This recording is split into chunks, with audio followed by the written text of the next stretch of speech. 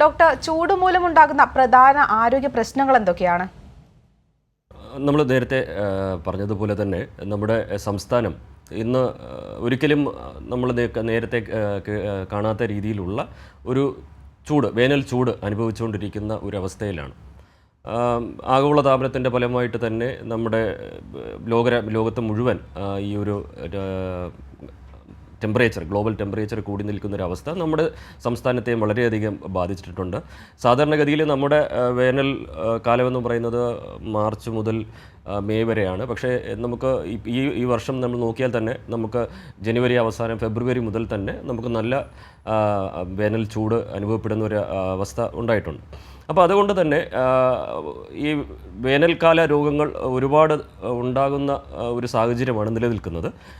എന്തൊക്കെയാണ് ചൂട് മൂലമുള്ള വേനൽക്കാല രോഗങ്ങൾ എന്ന് നമ്മൾ നോക്കുകയാണെങ്കിൽ അത് രണ്ട് തരത്തിൽ നമുക്കതിനെ ക്ലാസിഫൈ ചെയ്യാം. അതായത് ഒന്ന്, നേരിട്ട് നമ്മുടെ അന്തരീക്ഷ ഊഷ്മാവ് അല്ലെങ്കിൽ ടെമ്പറേച്ചർ കൂടി നിൽക്കുന്നൊരവസ്ഥയിൽ സൂര്യരശ്മികൾ അല്ലെങ്കിൽ നേരിട്ട് ഹീറ്റ് നമ്മുടെ ശരീരത്തിലേക്ക് എക്സ്പോസ്ഡ് ആകും, അല്ലെങ്കിൽ പതിക്കുമ്പോൾ നമുക്ക് അനുഭവപ്പെടുന്ന അല്ലെങ്കിൽ ഉണ്ടാകാൻ സാധ്യതയുള്ള രോഗങ്ങൾ നമ്മൾ ഡയറക്റ്റ് ഇമ്പാക്ട്സ് എന്ന് പറയുന്നു. അതുമൂലം ഉള്ള അസുഖങ്ങൾ. പിന്നെ അതല്ലാതെ ഇൻഡയറക്റ്റായിട്ട് ഈ അന്തരീക്ഷ ഊഷ്മാവ് കൂടി നിൽക്കുന്ന ഒരു സാഹചര്യത്തിൽ പല അസുഖങ്ങളും അല്ലാതെയും ഉണ്ടാകാനുള്ള സാഹചര്യം നിലനിൽക്കുന്നതാണ് ഇൻഡയറക്റ്റ് ഇമ്പാക്ട്സ് എന്ന് നമ്മൾ പറയുന്നത്. അപ്പോൾ ഡയറക്റ്റ് ഇമ്പാക്റ്റ് മൂലമുള്ള രോഗങ്ങളെക്കുറിച്ചാണ് നമ്മൾ ചർച്ച ചെയ്യുന്നതെങ്കിൽ അതിനകത്ത് വളരെ മൈനറായിട്ടുള്ള ചെറിയ തരത്തിലുള്ള രോഗങ്ങൾ മുതൽ മേജറായിട്ടുള്ള സൂര്യാഘാതം പോലെയുള്ള ഗുരുതരമായിട്ടുള്ള ആരോഗ്യ പ്രശ്നങ്ങളും നമുക്ക് ഉണ്ടാകുന്നുണ്ട്. ഇപ്പോൾ മൈനർ രോഗങ്ങൾ നമ്മൾ പറയുകയാണെങ്കിൽ നമുക്ക് സാധാരണ കണ്ടുവരുന്ന ചൂടുകുരു, പ്രിക്ലി ഹീറ്റ് എന്നൊക്കെ പറയുന്ന ചൂടുകുരു വേനൽക്കാലത്ത് വളരെയധികം ഉണ്ടാകുന്ന ഒരു രോഗാവസ്ഥയാണ്. അത് പ്രത്യേകിച്ച് നമ്മൾ വേർപ്പ് തങ്ങി നിന്ന് ഉണ്ടാകുന്ന ഒരു അവസ്ഥയാണ്. അത് ചൊറിച്ചിലും അതുപോലെ തന്നെ പൊങ്ങി നിൽക്കുന്ന മാക്കുല പേപ്പുലർ റാഷസ് എന്ന് പറയും. പൊങ്ങി നിൽക്കുന്ന ഇത് ചുവപ്പ്, ഇങ്ങനെയുള്ളത് ഒരു ഡിഫ്യൂസ് ആയിട്ടായിരിക്കും, ഒരു സ്ഥലത്ത് മാത്രമായിരിക്കില്ല, അത് കുറച്ച് സ്ഥലങ്ങൾ വ്യാപിച്ച രീതിയിലായിരിക്കും നമുക്ക് കാണപ്പെടുന്നത്. ഇതിനെയാണ് നമ്മൾ പ്രിക്ലി ഹീറ്റ് എന്ന് പറയുന്നത്. അതുപോലെ തന്നെ വളരെ മൈനറായിട്ടുള്ള മറ്റൊരു അവസ്ഥയാണ് ഹീറ്റ് ബേൺസ് അല്ലെങ്കിൽ സൺ ബേൺസ് എന്ന് നമ്മൾ പറയും. സൂര്യരശ്മികൾ നേരിട്ട് നമ്മുടെ ശരീരത്തിലേക്ക് അടിക്കുമ്പോൾ ആ ഒരു ഭാഗത്ത് അൾട്രാവയലറ്റ് രശ്മികളും മറ്റ് കഠിനമുള്ള രശ്മികളും അടിക്കുന്നത് കാരണം അവിടെ ഇറിറ്റേഷൻ വരികയും ചുവന്ന് തടിക്കുകയും അത് പിന്നെ പൊള്ളലായിട്ട് മാറുകയും ചെയ്യുന്ന രീതിയിൽ നമ്മൾ സൺ ബേൺസ് പൊള്ളലുകൾ കാണാറുണ്ട്. അത് കൂടാതെ മസിൽ ക്രാംസ്, നമ്മൾ പ്രധാനപ്പെട്ട പ്രശ്നം എന്ന് പറയുന്നത്, അതായത് നമ്മൾ ചൂട് കൂടുമ്പോൾ ഈ ആരോഗ്യ പ്രശ്നങ്ങൾ ഉണ്ടാകുന്നതിന് പ്രധാന ഒരു കാരണമെന്ന് പറയുന്നത് നമ്മുടെ ശരീരത്തിലെ ജലാംശം നഷ്ടപ്പെടുകയും ലവണങ്ങൾ നഷ്ടപ്പെടുകയും ചെയ്യുമ്പോൾ അത് നമ്മുടെ എല്ലാ അവയവങ്ങളുടെ പ്രവർത്തനത്തെ ബാധിക്കുന്നത് ഓരോ പ്രശ്നങ്ങളുണ്ടാവുകയാണ്. മസിൽ ക്രാംസ് എന്ന് പറയുമ്പോൾ നമ്മൾ സാധാരണയിൽ കൂടുതൽ ജലാംശവും ലവണങ്ങളും നമ്മൾ നഷ്ടപ്പെടുമ്പോൾ നമ്മുടെ സ്കെലിറ്റൽ മസിലുകൾ കോച്ചി പിടിക്കുന്ന ഒരവസ്ഥയുണ്ട്. അതൊരു പെയിൻഫുൾ വേദന ഉള്ളതായിട്ട് കാണപ്പെടുന്ന ഒരവസ്ഥ ഉണ്ട്. അതുകൂടാതെ നമുക്കുള്ളത് ഹീറ്റ് സിങ്കോപ്പാണ്. അതായത് നമ്മൾ തളർന്നു വീഴുക. നമ്മൾ ഉഷ്ണകാലത്ത് എവിടെയെങ്കിലും കുറേ സമയം നേരിട്ട് നിൽക്കുമ്പോൾ നമ്മൾ ഒരു തളർച്ച അനുഭവപ്പെടുകയും കുഴഞ്ഞു വീഴുകയും ചെയ്യുന്നൊരവസ്ഥ ഉണ്ടാകും. അത് നമ്മൾ പണ്ട് കാലങ്ങളിൽ നമുക്കറിയാവുന്നതാണ്. നമ്മൾ സ്കൂൾ കുട്ടികളൊക്കെ അസംബ്ലിക്ക് നിൽക്കുമ്പോഴോ അല്ലെങ്കിൽ എവിടെയെങ്കിലും നമ്മൾ വരിയായിട്ട് നിൽക്കുമ്പോഴോ നമ്മൾ കുഴഞ്ഞു വീഴും. കാര്യം നമുക്കുള്ള ജലാംശത്തിൻ്റെ വോളിയം ഡിപ്ലീഷൻ കുറവ് എന്നൊരു സാഹചര്യമാണ് ഉള്ളത്. അതിന് തളർച്ചയായിട്ട് വരുന്നതുണ്ട്.